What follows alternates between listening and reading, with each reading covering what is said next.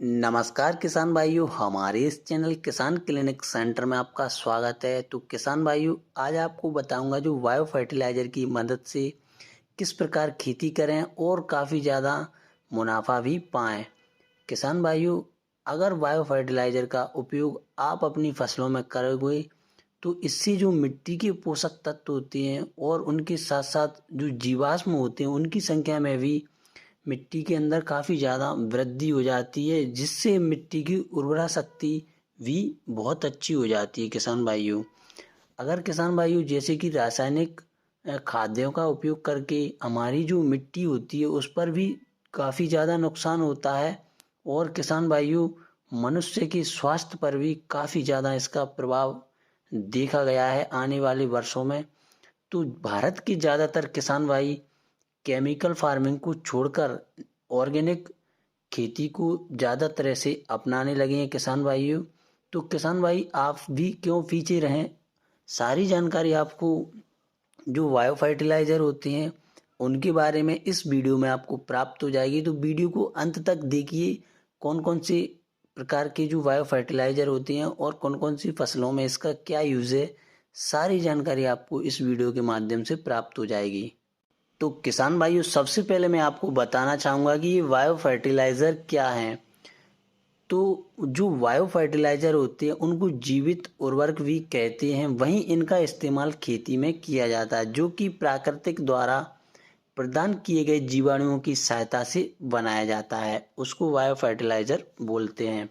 Bio fertiliser में मौजूद इन जीवाणुओं की सहायता से हवा के नाइट्रोजन को अमोनिया में बदला जा सकता है, जो कि पौधे की वृद्धि के लिए काफ़ी ज़्यादा आवश्यक होता है नाइट्रोजन।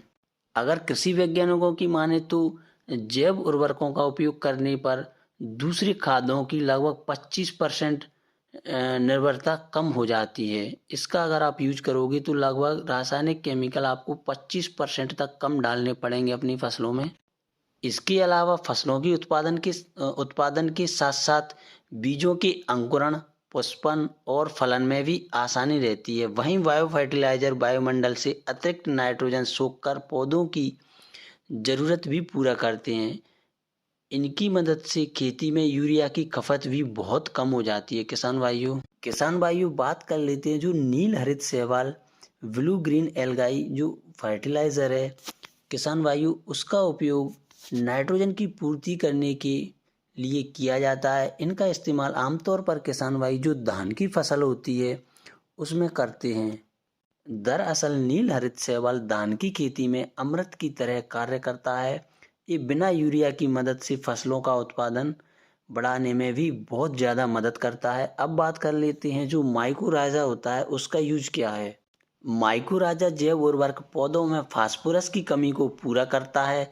दरअसल माइकोराजा फफूंदी आधारित जैव उर्वरक बायो फर्टिलाइज़र है, जो मिट्टी में मौजूद फास्फोरस को पौधों तक पहुंचाकर उनके विकास में मदद करता है। इसके अलावा नर्सरी वाली फसलों की बात करें, टमाटर, बैगन, मिर्च, आलू, लहसुन, भिंडी आदि में भी पौधों को प्लांट प्रोटेक्शन को भी बढ़ावा देता है। जो माइकोराइजा होता है वो किसान भाइयों, राइजोबियम दलहनी फसलों के विकास में बहुत ही मददगार होता है। दरअसल ये दलहनी फसलों की ग्रंथियों में पाया जाता है किसान भाइयों, जो नाइट्रोजन की मदद से पौधों को पोषण प्रदान करता है। वहीं इसके बाजार में इसके कृत्रिम से बने जैव उर्वरक काफ़ी ज़्यादा मौजूद हैं। तो किसान भाइयों, आप भी अपनी फसलों में बायो फर्टिलाइज़रों का यूज करिए। इससे क्या होगा, हमारी ना तो मिट्टी खराब होगी और फसलों में बहुत ज़्यादा